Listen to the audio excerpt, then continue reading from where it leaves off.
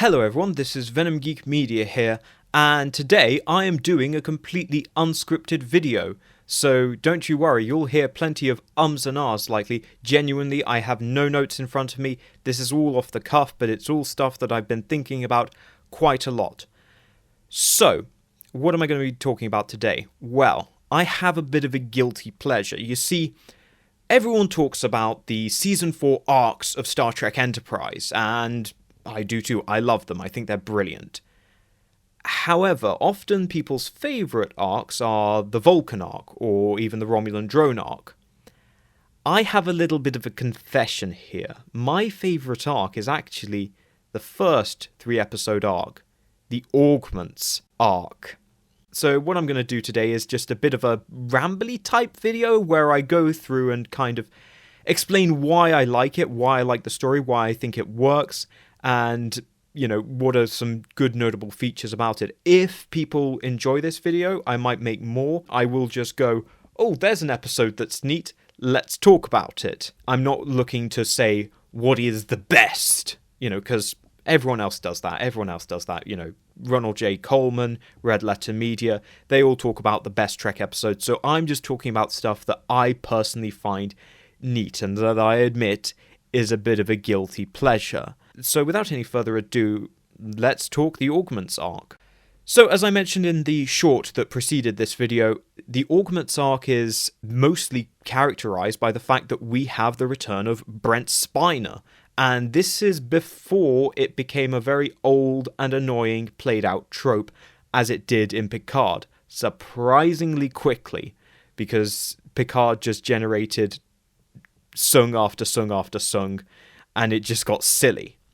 Strangely enough, at this time, Arik Soong was a one-shot character, and we'd never seen him before, and we didn't expect to see another Soong again. It's a nice bit of fan service, but it's not too obnoxious. It's also worth saying that this is Season 4 of Enterprise, so it's not like they're saying, oh no, our show is flagging in the ratings. Quick. Get Brent Spiner, you know Brent Spiner. It's the thing you know. Watch our show. Which is exactly what Picard and Discovery both did with their second seasons, is here's things you know. Please love us. This is at the end where, again, doing this kind of thing feels a little bit more earned. The reason that I like this arc is because it has a lot of momentum to it. It's not like the Vulcan or Romulan arc.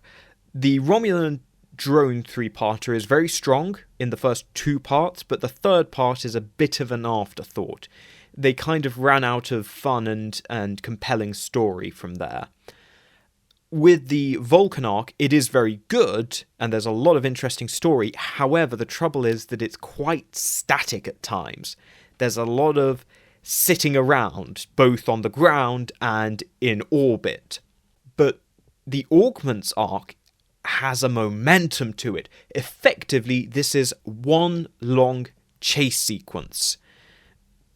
And it's brilliant. I mean, I love chase sequence movies. I love Mad Max Fury Road, and also I really love the original Terminator. I don't really care so much for the second film. I know everyone loves that film, but I prefer the first film because it's just got this continuous momentum, and it's like it's playing out in real time.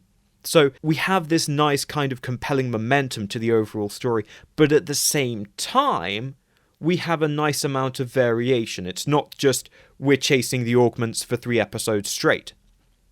Episode 1, Borderland, is a rescue mission. Actually, it's 2 rescue missions wrapped into 1 episode, which is a nice little parallel. It's mostly used to introduce us to the character of Dr. Soong and the various Augment characters, mostly Malik and Persis. It introduces us to Soong. He's quite humorous, he's, you know, quite sarcastic, quite cheeky, and ultimately tries to engineer his escape. In the course of doing so, he ends up getting some of the crew of the ship captured by the Orions, so the Enterprise has to go rescue the crew from the Orions. And then, of course, the Augments come in to rescue Soong from Enterprise, so there's a nice little rescue within a rescue sort of story there. And it sort of sets the precedent for Soong as a character. And again, establishes. It's really a good establishing episode with a good degree of action. Then we get to Cold Station 12. Cold Station 12 is much more of a siege/hostage situation, and it's impressive how long it can sustain it. It can often be hard to do a siege situation in stories without it feeling too static, but it does a very good job of it. I think the best comparison is actually TNG's Power Play. And it's also the episode that sort of demonstrates that while Soong is very much an idealist and he believes in what he's doing, he believes in making humanity better through augmentation, he also doesn't quite have a handle on what it is he's doing and doesn't really have the necessary willpower. He doesn't really follow through on threats very well. He is ultimately a good, compassionate man whose beliefs are simply misguided. He's simply arrogant enough to think that he knows better than everyone else, and history will prove him right.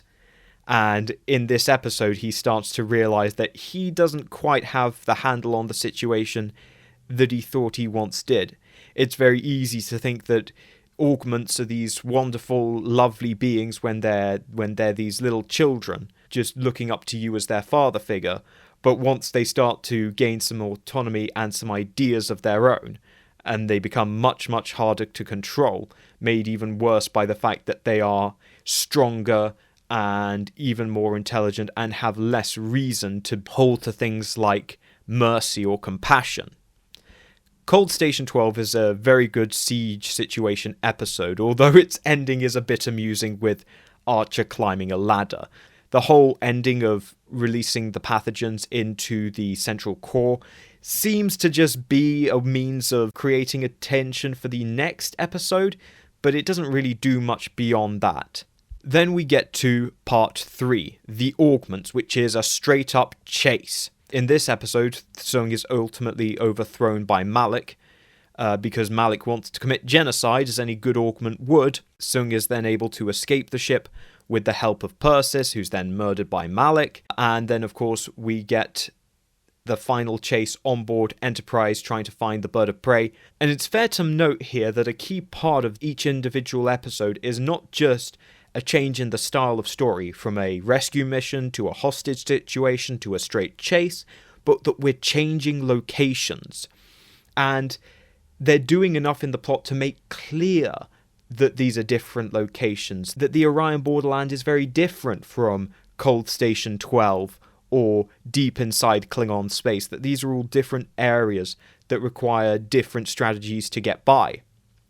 And so that becomes very interesting. As much as the Enterprise wants to chase the Augments, they have to also evade detection by Klingon patrols. And while there are a lot of very visible Wrath of Khan parallels in this episode, from Malik creating a anti-Genesis device, if you like, it's a plague bomb, but it's kind of like the antithesis of the Genesis device, to the way the bird of prey is hit, much like how Reliant is hit in Wrath of Khan, and then Malik gets his face half burned. Very similar sort of callbacks to Wrath of Khan. I think director LeVar Burton was probably doing that very consciously, but again, it feels earned. While obviously there's going to be references to Wrath of Khan, this is an augment episode, but actually, again, it's that sense of the story's kind of earned it.